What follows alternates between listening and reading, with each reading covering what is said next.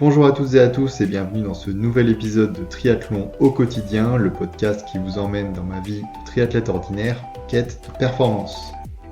Entraînement, organisation, nutrition, matériel et bien d'autres choses encore, découvrez chaque semaine mes réflexions autour du quotidien du triathlète. Bonne écoute!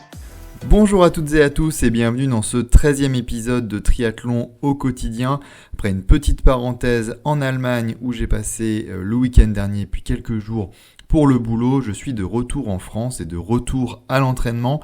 Comme je l'avais dit, j'ai fait de la semaine dernière une semaine d'assimilation qui a fait, ma foi, beaucoup de bien parce que le cycle de 4 semaines en retour de maladie, il a piqué, je l'ai fini complètement carbonisé, donc le repos faisait du bien. Cela dit, j'ai quand même fait des jolies séances pour lesquelles j'ai été très fier sur la fin de cette 4e semaine. On n'est pas là pour parler ça aujourd'hui. Aujourd'hui, on prend un petit peu de hauteur sur un sujet très important pour les sportifs en général et pour les triathlètes en particulier, mais qui est très délicat, je trouve, à bien exécuter au quotidien. Je parle bien sûr, et je l'avais dit auparavant, de la nutrition. J'ai longuement hésité avant de faire cet épisode, car 1, je suis évidemment pas nutritionniste, 2, c'est clairement pas le sujet sur lequel je suis le plus discipliné, et 3, parce que c'est un sujet qui a quand même beaucoup tendance à déchaîner les foules, avec beaucoup de dogmatisme sur internet, ça c'est bien, ça c'est pas bien, etc. Donc je vais faire très peu de science dans cet épisode, je vais surtout partager des réflexions et des idées. C'est un sujet complexe pour moi, mais je suis certain que je suis pas le seul à galérer lorsque je réfléchis à ma nutrition et à mon alimentation. Donc je suis vraiment ouvert à échanger à ce sujet, donc si vous avez une remarque ou quelque chose à ajouter, n'hésitez pas à laisser un commentaire ou à m'envoyer un DM sur Instagram. On en discutera ensemble et bien sûr, on en discutera dans la bienveillance. Alors, je vais découper cet épisode en 3. Je vais d'abord commencer par la partie facile, la nutrition pendant la course, la nutrition de l'effort. Puis je parlerai de la nutrition du quotidien, qui est la grosse partie et finalement le gros sujet que je souhaite traiter et aborder. Et restez bien jusqu'au bout parce que je parlerai de la nutrition d'après la course en fin d'épisode. Et on le sait, après la course, c'est plaisir. Alors premièrement, que faire pendant la course ? J'ai pour ma part la chance de n'avoir jamais expérimenté de troubles intestinaux pendant une course, mais ça ne veut pas dire que j'ai la recette miracle. Donc je vais simplement vous parler de ce que je vais faire, ce que je compte faire en Autriche et comment j'en suis venu à là, de comment j'ai élaboré ma stratégie. Car si on revient un petit peu en arrière, lors de ma première distance Ironman à Deauville, niveau nutrition, j'avais prévu une boisson d'attente avant la course, un gel Oversteam avant la natation, une alimentation avec des barres et des gels sur le vélo, avec de la boisson isotonique, et des gels pour la course à pied. Donc ça, c'était mon point de départ sur la distance Ironman. Alors, première remarque, pourquoi Oversteam ? J'ai pas de lien particulier avec la marque, mais tout simplement parce que j'ai utilisé cette marque et j'ai utilisé ces gels en compétition cycliste toute ma jeunesse. J'ai jamais eu de problème avec, donc c'était un petit peu un choix de facilité pour moi de partir avec. Après, les inconvénients, c'est peu de glucides par gel. Je crois que c'est entre 12 et 15 grammes pour les gels qui ressemblent un petit peu à des berlingots. Ils prennent pas mal de place dans les poches, on s'en met plein les doigts, ça colle. Bref, niveau praticité, c'est pas réellement ça. Mais c'est ce que j'ai utilisé. Alors fin de parenthèse, on repart sur Deauville. Donc si je reprends chronologiquement, une boisson d'attente et un gel avant la natation. Ça sera peut-être à repenser, mais c'est ce que j'ai aussi fait à Nice, et pour l'instant, j'ai rien à redire sur cette partie-là, sur cette partie avant la course.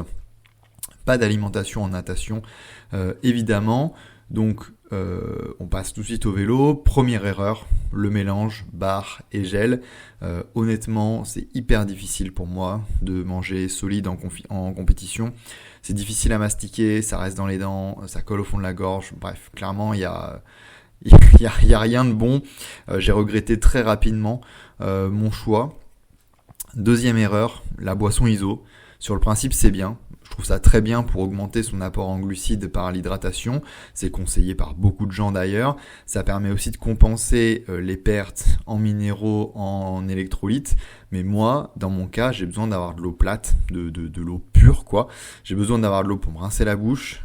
J'ai une meilleure sensation d'hydratation quand je bois que de l'eau, et ça peut aussi permettre de s'arroser quand il fait chaud. Donc j'avais pris la décision sur la course de faire mi-eau, mi-boisson d'effort, boisson isotonique.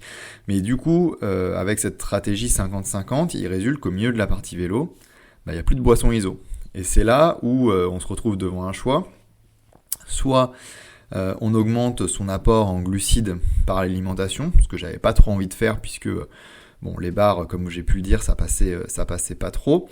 Soit on prend les boissons qui sont distribuées sur la course pour compenser. Donc personnellement, c'est ce que j'ai fait. Sur Deauville, je crois qu'à l'époque, c'était du Powerade. Alors, par chance, j'ai pas eu de problème à le digérer, mais bon, ça n'a pas très très bon goût, ça a un goût très très chimique et très très sucré, et c'est quand même un gros risque que j'ai pris, et que je déconseille évidemment à tous les gens qui ont l'estomac sensible, de prendre une boisson qu'ils ne connaissent pas. Donc je me suis dit que pour les prochaines courses, je prendrai que des bidons d'eau, et je m'alimenterai par des gels pour le vélo, pour éviter d'arriver à court de boissons iso pendant la course. Et enfin sur le marathon, j'avais une stratégie avec que des gels, et l'idée, j'espérais simplement tenir un maximum de temps le plan. Donc je crois que c'est un gel toutes les 20-30 minutes que j'avais prévu. Donc l'idée, c'est de tenir un maximum. Alors c'est vrai qu'à un moment, même sans être au stade de l'écœurement, j'avais plus trop envie d'en manger, donc j'ai continué avec mes gels de manière un peu moins régulière, et puis j'ai complété avec des bananes, de l'orange, du coca, des trucs que j'ai trouvés sur les ravitaux. Donc voilà pour Deauville, j'avais pas trop regardé au grammage, je m'étais pas trop penché sur la question à l'époque pour ma première full distance, j'avais un peu fait ça à l'instinct. Donc ça s'était pas trop mal passé, mais clairement ça méritait et ça mérite d'être optimisé. Du coup, deuxième distance Ironman à Nice.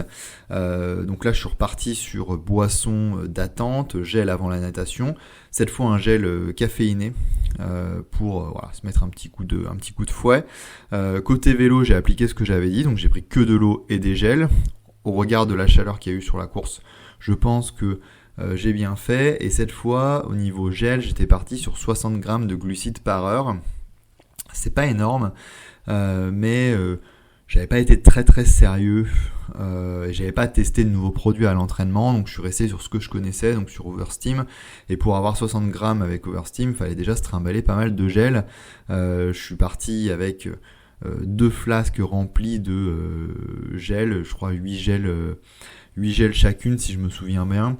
Alors je crois qu'ils se sont améliorés Oversteam depuis sur la quantité de glucides par gel, mais voilà, vraiment dépasser les 60 grammes, c'était vraiment pas facile à l'époque, donc de manière purement technique, et comme j'avais pas testé en plus, je me suis abstenu de jouer les apprentis sorciers avec un nouveau produit.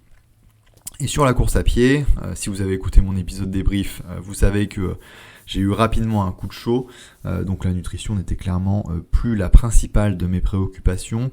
J'ai fait au feeling avec les gels que j'avais sur moi, du coca, quelques gels Morten qui étaient donnés sur les ravitaux, mais rien de très très structuré. Et honnêtement, je me rappelle même pas de ce que j'ai mangé, sur la course. Donc fort de ces enseignements, quelle va être la stratégie que je vais utiliser à Ourtin et en Autriche? Côté attente et départ natation, je ne sais pas encore exactement vers quoi je vais me diriger, mais vers la même chose probablement. Je vais peut-être un petit peu plus étudier les grammages, regarder les indices glycémiques pour être sûr de pas faire de bêtises juste avant la course, mais honnêtement je vais peut-être pas trop me prendre la tête dessus. Ensuite sur le vélo, je vais rester sur la stratégie eau plus gel, qui pour moi reste la meilleure, et je vais tester à l'entraînement les gels Endurance et leurs 45 grammes de glucides par gel pour me rapprocher d'une stratégie à 80 grammes de glucides par heure qui semble être, d'après ce que j'ai lu, entendu récemment, une bonne valeur pour des amateurs sur des courses de plus de 6 heures. Alors, certains montent, et en particulier chez les professionnels, à plus de 100. Je dirais pourquoi pas. Comme j'ai l'habitude de manger des gels, je suis pas trop sensible, peut-être que je pourrais aller à 3 gels par heure. Je sais pas trop, c'est l'inconnu. Je vais d'abord tester 2 par heure jusqu'à Ourtin, en tout cas pour voir comment ça se passe sur Ourtin. Peut-être que j'essaierai d'aller sur un 2,5 par heure, 3. On va voir, on va affiner ça au fur et à mesure des tests, mais je pense que déjà si j'ai atteint ces 90 grammes par heure, ça sera déjà un gros plus. En plus, j'ai vu qu'il y avait des électrolytes dans les gels Endurance, donc je devrais probablement pouvoir me contenter des gels et rester avec 2 bidons d'eau pure à l'arrière de la selle. Si ça passe sur le vélo, il n'y a pas de raison que ça passe pas sur la course à pied, donc je partirai sur le même format, une flasque d'eau et des gels pour tenir un maximum de temps sur du 90 grammes par heure. On n'est pas à l'abri qu'à un moment je sature un peu, on verra ce qui se passe, mais ce qui est sûr, sans rentrer dans la science, c'est que au maximum vous pouvez manger, au maximum vous pouvez assimiler des glucides, mieux la course se passera. Il faut finalement trouver le bon équilibre et l'essayer à l'entraînement. Donc, ce qu'il faut retenir avant de passer à la partie 2 de ce podcast, c'est que la nutrition, évidemment, cela s'entraîne, cela se réfléchit, qu'on cherche à performer ou juste à finir, c'est un élément très important. C'est réellement un point capital de la réussite de votre course et aussi c'est un sujet d'expérience. Vous pouvez tester des choses à l'entraînement qui vont pas fonctionner en course. Donc c'est aussi à vous de prendre du recul sur vos courses passées et vous allez optimiser vos stratégies au fur et à mesure, voir ce qui marche moins, ce que vous aimez aussi pendant la course et à mesure que vous connaîtrez, vous allez améliorer votre nutrition pendant la course. On le sait, l'expérience joue un grand rôle dans les sports d'ultra-endurance et en particulier sur ce sujet de la nutrition. Alors passons maintenant à la partie croustillante, la partie sur la nutrition du quotidien du triathlète. Et je ne vais pas vous emmener dans mon assiette pendant une semaine, je pense que ce ne serait pas très intéressant, mais je vais plutôt vous parler des grands principes que j'essaye de suivre humblement pendant cette préparation. Et à nouveau, je suis complètement ouvert aux questions, aux remarques et aux conseils dans la section commentaires ou sur Insta. Alors le premier principe, c'est manger assez. Et étonnamment pour moi, c'est probablement le plus dur. Pour en parler, il faut que je rentre un petit peu dans le détail de ma relation avec la nourriture et l'alimentation. Je suis une personne qui aime bien manger, qui aime bien les bonnes choses comme on dit, et qui prend du poids assez facilement. Et toute ma vie, c'est quelque chose qui m'a plus ou moins joué des tours, puisque venant du cyclisme où le poids, voire même la maigreur ou la maigreur extrême sont des choses assez communes, j'ai toujours dû dans ma vie faire attention à mon poids, sous peine sinon de prendre quelques, voire beaucoup de kilos. Et j'ai toujours beaucoup associé, on a toujours beaucoup associé dans mon entourage, notamment dans le cyclisme, poids et performance, ce qui pourrait être débattu maintenant à la lumière de certains éclairages scientifiques finalement, mais vous voyez que j'en ai d'ailleurs parlé dès le 2e épisode où je mettais dans mes objectifs de l'année de perdre du poids pour optimiser le fameux rapport poids-puissance en vélo, mais qui je pense est également important en course à pied. Du coup là on comprend pas trop, je vous dis qu'il faut que je perde du poids, que j'aime bien manger, et je vous dis qu'il faut manger assez, et que c'est dur pour moi. Là, il y a quelque chose qui tourne pas rond. En fait, ce qui s'est passé, c'est que pendant toute la première partie de ma prépa, d'août à janvier à peu près, j'ai oscillé entre je me restreins dans mon alimentation et j'ai des périodes de relâchement et de décompression, on pourrait dire. Le schéma mental que j'avais, c'était je vais m'entraîner de plus en plus dans ma préparation. Donc si je maintiens mon alimentation actuelle, stable, qui me permet de maintenir un poids stable, je vais perdre du poids automatiquement. Et là, je vous le donne en mille, j'ai perdu un petit peu de poids au début, mais j'ai vite stagné. Et en contrepartie, il y a des moments où j'étais hyper fatigué et où j'allais me jeter sur la nourriture. Et en général, c'est pas la nourriture la plus saine quand on est en mode animal primitif. Donc finalement, c'est une technique qui n'a pas été très productive et j'ai décidé en janvier de changer mon approche et de manger plus. En fait, en janvier, je fais une espèce d'auto-analyse, aussi un peu las de la situation d'un poids qui ne baisse pas et puis des périodes de décompression comme ça. Et je me suis dit, quand même, quand je regarde mes entraînements, quand je regarde les dépenses caloriques associées, mine de rien, il y a beaucoup de jours où, quand on est un triathlète qui s'entraîne entre 10, 15, 20 heures par semaine, on a beaucoup de jours où les dépenses, elles s'élèvent à 3500, 4000 kilocalories. Et donc, ça se comble pas si facilement que ça, ce nombre de calories. Donc, fort de ce constat, je me suis mis à manger plus. Ne plus hésiter à me resservir, à me faire confiance à mes sensations finalement. Je dis bien sensations parce que perso, j'ai horreur de compter les calories. J'ai essayé plusieurs fois. Mais c'est quelque chose qui ne rentre pas dans ma routine, vraiment je n'arrive pas, j'ai pas envie de le faire, donc je suis vraiment resté au feeling, mais en me déculpabilisant finalement de manger et de me resservir. Quand on a un plat glucides, légumes, protéines, on ne doit pas culpabiliser de se resservir. Et du coup, la miracle, 1, j'ai perdu du poids, 2, je me suis senti plus fort en entraînement, et 3, j'ai eu moins de pulsions de nourriture à proprement parler.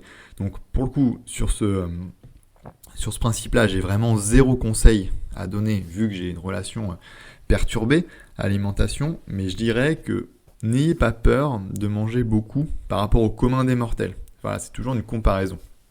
Il ne faut pas oublier que vous dépensez en tant que triathlète entre 1,5 fois et 2 fois ce que dépense une personne sédentaire classique, donc n'hésitez pas à manger, et en particulier si naturellement vous avez une alimentation saine et équilibrée qui par nature va être moins calorique. Dans ce cas-là, vraiment, vous pouvez presque y aller les yeux fermés.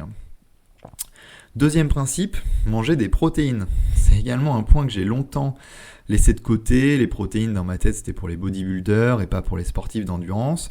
Mais dès qu'on se renseigne un peu, et d'ailleurs les gens sur Internet en parlent de plus en plus, on se rend compte que l'apport en protéines est hyper important pour la performance et la récupération des sportifs d'endurance, et que pour les triathlètes, il faudrait, d'après ce que j'ai vu, entre 1,2 et 1,6 grammes de protéines par kilo de poids de corps. Donc pour quelqu'un qui ferait 80 kg comme moi, ça représente par jour entre 96 et 128 grammes, ce qui, à l'instar des calories, est pas si facile à obtenir, d'autant plus en particulier pour moi qui ne mange pas beaucoup de viande dans mon quotidien. Alors il y a peut-être un peu de placebo, et puis tous les efforts mis bout à bout ensemble, c'est difficile à dire ce qui marche ou ce qui marche pas. Mais depuis que je fais aussi attention à mon apport protéique, j'ai l'impression d'être plus fort, de mieux récupérer. Donc ma foi, c'est toujours bon à prendre, et finalement c'est l'ajout de tous les principes et de toutes les techniques mises bout à bout qui permettent d'améliorer sa performance. Donc comme je disais, atteindre 100 grammes de protéines de manière constante tous les jours, c'est pas facile à obtenir. Donc à nouveau, ça passe par une routine, c'est comme l'entraînement. Donc, je vous donne ma méthode, la méthode que j'utilise pour être sûr d'atteindre le bon grammage sans trop me prendre la tête. À vous de voir comment vous pouvez faire dans votre quotidien en fonction de vos habitudes alimentaires. Mais par exemple, pour moi, ça se fait, cet apport il se fait en 2 grandes étapes dans la journée. Tout commence le matin, je prends un petit déjeuner salé avec des œufs, du fromage, de la viande de grison, ce qui fait un apport d'à peu près 45 grammes de protéines, à peu près. Et l'après-midi, je prends un shaker de whey avec 50 grammes de protéines dedans, ce qui fait que peu importe le nombre de protéines que j'ai dans mes 2 autres repas, que je ne calcule pas à nouveau, j'ai mon minimum de 95 grammes, et après, je dirais c'est du plus, et ça me permet d'être tous les jours dans la bonne zone et d'en être certain.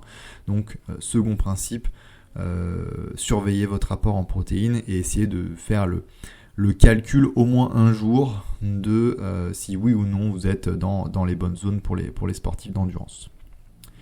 Troisième principe, se complémenter. Alors je vais aller très vite sur ce point. L'idée c'est pas de donner des conseils ou des prescriptions, mais je dirais n'hésitez pas à discuter avec un professionnel ou à vous renseigner pour savoir avec quoi vous complémentez, car mon sentiment c'est quand même que notre alimentation actuelle ne permet pas d'avoir accès à tous les micronutriments dont notre corps a besoin et qu'une bonne complémentation, surtout quand on fait beaucoup de sport, fait partie des éléments essentiels pour notre performance et pour notre santé au quotidien.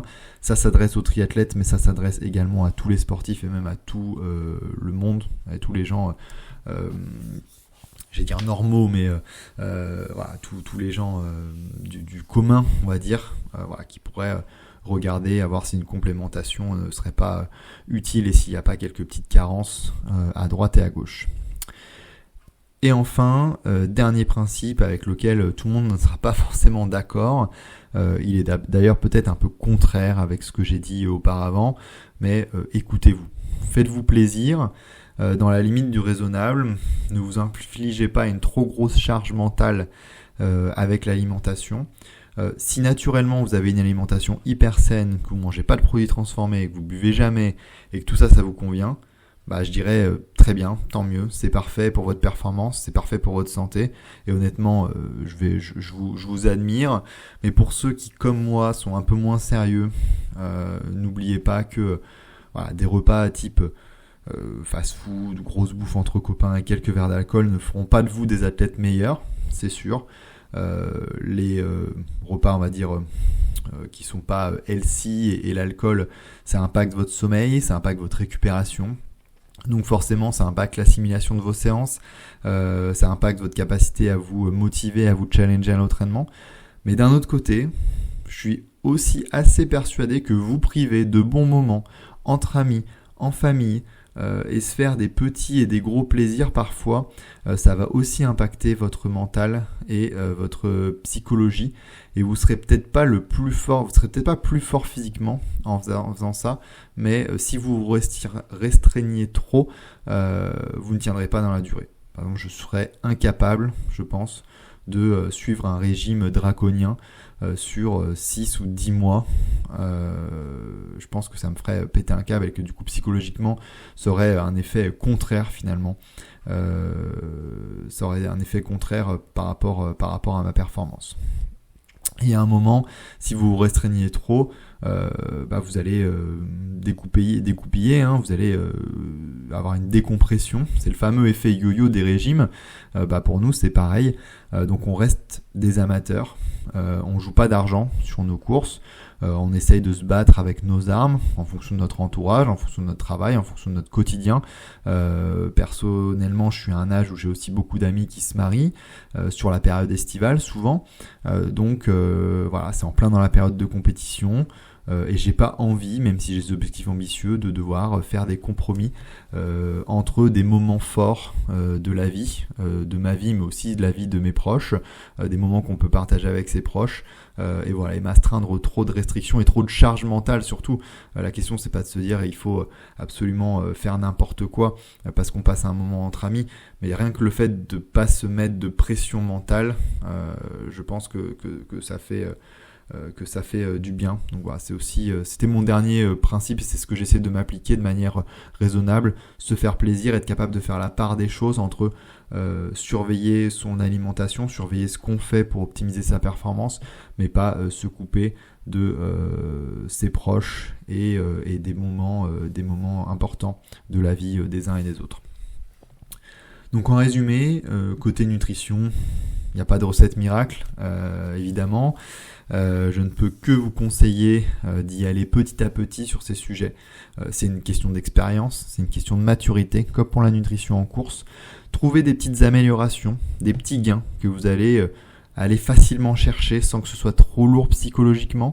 Faites-en des habitudes pour aller en chercher un autre, et puis encore un autre, et puis encore un autre au fur et à mesure. Et si vous ne faites pas tout parfaitement, ce que vous ne ferez probablement jamais, vous allez quand même vous améliorer de mois en mois et d'année en année sur les différents sujets. On arrive au bout de ce podcast et donc comme promis, la cerise sur le gâteau, vous avez fait attention au quotidien, à trouver le bon équilibre dans votre alimentation. vous maîtrisez de bout en bout votre alimentation pendant la course, vous avez atteint votre objectif, vous avez explosé votre record, je l'espère, et arrive l'alimentation post-course, où là on a 2 écoles. L'option parfaite, et je suis obligé de la citer, consiste à boire beaucoup d'eau, manger sainement sur 24-48 heures avec beaucoup de glucides, beaucoup de protéines pour récupérer correctement, pour ne pas nourrir les processus inflammatoires. Et seulement une fois que cette période de 24-48 heures est passée, vous pouvez vous faire plaisir. C'est la première option, c'est l'option idéale, c'est la meilleure pour récupérer, c'est la meilleure pour votre santé. La seconde option consiste à faire absolument ce que vous voulez et à relâcher la pression sans vous prendre la tête. C'est évidemment, si vous avez saisi le personnage au travers de ce podcast, l'option que je choisis systématiquement. Alors le soir, honnêtement, j'ai pas un grand appétit, donc en général c'est un repas normal avec une petite bière et du coca, mais souvent en général dès J+1, vraiment je me fais plaisir, j'écoute ce que mon corps me demande et je profite des semaines post-course pour profiter de manière un petit peu plus décomplexée de mon alimentation. Vous avez vu que on peut avoir un rapport compliqué avec celle-ci. Donc le fait de vraiment se relâcher sans complexe, ça fait vraiment du bien. Maintenant à nouveau, c'est à vous de choisir votre camp et de ce que vous considérez le meilleur pour vous, pour être en bonne santé physique et psychologique aussi. Voilà, j'en suis venu à bout de cet épisode qui vraiment n'a pas été facile à faire. Je voulais pas être dans le rôle du donneur de leçons, mais plutôt être transparent. C'est définitivement un sujet compliqué. J'espère que la manière dont je l'ai traité vous a plu. J'espère que j'ai pas trop démystifié l'alimentation du sportif et finalement on verra dans quelques semaines si j'arrive à atteindre mes objectifs ou en tout cas si j'ai réussi à améliorer mes performances avec ces principes qui sont évidemment pas parfaits, ou s'il faudra que je sois un petit peu plus strict dans le futur, ça reste un point d'interrogation. La semaine prochaine, on parlera matériel, j'espère d'ici là avoir fini tous mes choix de matériel, et là encore ce sont des choix cornéliens et pas mal de prises de tête dont je vous parlerai, avec lesquelles je rentrerai dans le détail avec vous. En attendant, soyez sérieux mais pas trop, à bientôt.